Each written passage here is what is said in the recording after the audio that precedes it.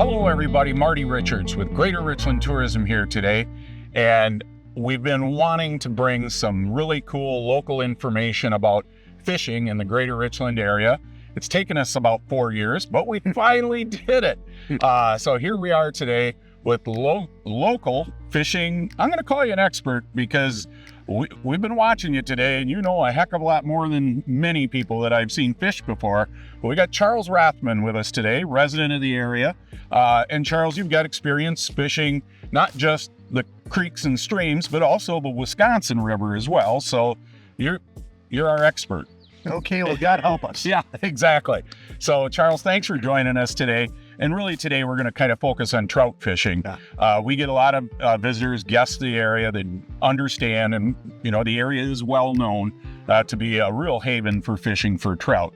And so I think first we always like to kind of learn more about the expert, and that is, can you share with us a little bit how you got hooked on trout fishing? How I got hooked on trout fishing. I see what you did there. Yeah, I'm full of those. I got fun all day. So, I've been fishing like most of my life, early in my life, very badly because I didn't know what I was doing. And fortunately, I went to the University of Wisconsin, Oshkosh, where there are a lot of people who were better fishermen than I was, and I started to actually catch fish. I fished in northern parts of Wisconsin for trout on the Wapaka-Tomorrow chain, the Lake Michigan tributaries, and a few times in the winter I did come down to Richland County and fish the winter season that you have here. Upon moving here, I realized from my earlier time on the streams in Richland County that I didn't know what was going on. So I was fortunate to, in a chance meeting at the dentist's office, meet a guy named Len Harris, who not only is retired as a trout fishing guide and sheriff's deputy, but he's the kind of person who can't help but show people what's going on. He's kind of a helpaholic. And I think that if you are fishing, once you start experiencing success, that should be part of the gig. You see someone out here who's struggling, you help them out, and then you go home and you can feel good about all the fish that they caught. You bet. And I'm glad you brought Len up because he is literally a legend in the area. Len, I've seen some of the fish he's caught, pictures, and it's like, oh my gosh, he's really a guru. I know he's helped a lot of people, and he's really introduced the area to some pretty notable people as well. So I'm glad you brought Len up. I guess today what I'd really like to hear, because I get a lot of visitors come into the visitor center, and I grew up on the Willow Creek. We fished, we just found the hole and fished the bottom of it with a spinner and worms. And sometimes we caught things, sometimes we snagged things, and we replaced hooks. But if you had someone coming in new, had never fished this area, but they understood trout fishing to some extent, what are probably the two things, pieces of advice that you would give somebody who is fishing the Greater Richland area?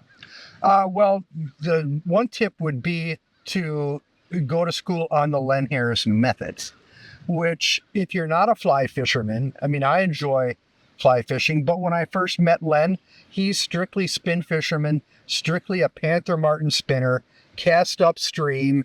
The fish are generally pointed upstream, and you're waiting for stuff to come down to them.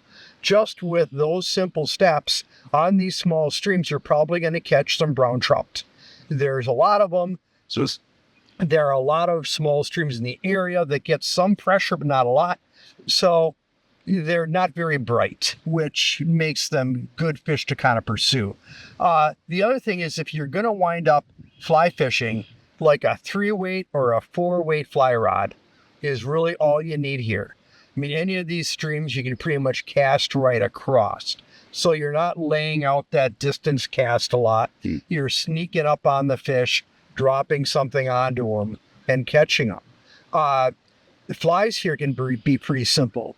There are hatches that you can pay attention to. Right now on these creeks, the caddis hatch is important. Today I was fishing and I caught my fish on caddis nymphs. I've caught them here on caddis dries with the little tent wings on top. You can get fancy and tie and fish in a merger. But this isn't complicated fishing. But you want to be sneaky. You want to fishing area, if you're not catching a fish or seeing activity, move on, because there's a lot of spots to try. You bet. And then that brings up an important point too, and that is access. And when we start talking deer hunting, it's like, boy, you better have a lease or understand, who you're hunting with, that they have permission. And really, trout fishing isn't a whole lot different as far as, yes, we have public areas, but also if you're getting into private land, there's some, help that you'll offer with that as well. Yeah. I mean, there are good sources of information for what lands are private and what lands are public and what lands are in private hands but have a recreational easement. The app Trout Routes is real good. The Wisconsin DNR has some good resources online. But, when you are on a stream that is eased, you can walk along the stream.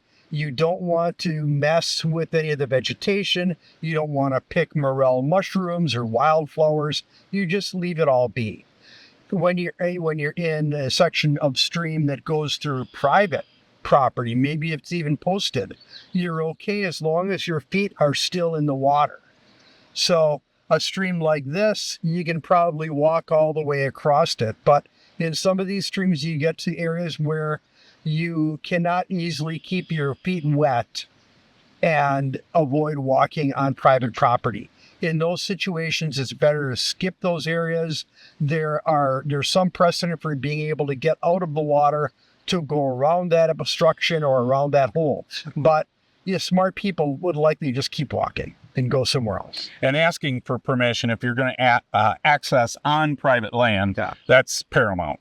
Yeah. Okay. And there are people who will happily let you fish their property, particularly if you have a reputation for someone who, treats the land well, doesn't litter, is respectful, and, maybe you're someone who, actively helps to preserve the resource. So the last question I usually ask people is, where can they get whatever the experience is?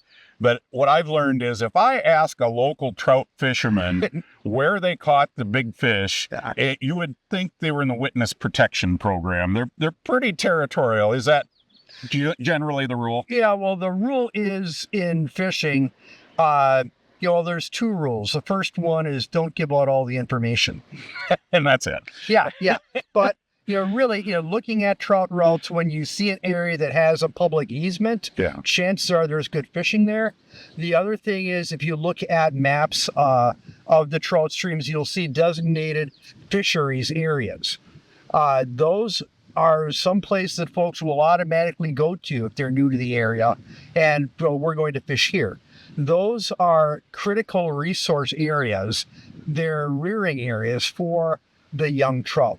So they're very pristine waterways. They're fantastic. But if you want to catch trout, that are going to give you more of a run for your money, going like maybe a mile or so downstream from those designated fisheries areas and finding a good public easement will probably be your best bet. Okay. Well, thank you so much for joining us today. That's really helpful. I really appreciate it. And folks, you can go to greaterrichlandtourism.com and you can get different contact information and see the map. You can actually see the Richland County map with the Class 1 trout streams and those that feed in as well. So again, Charles, thanks for joining us. For Greater Richland Tourism, I'm Marty Richards. Let's everybody have a great day.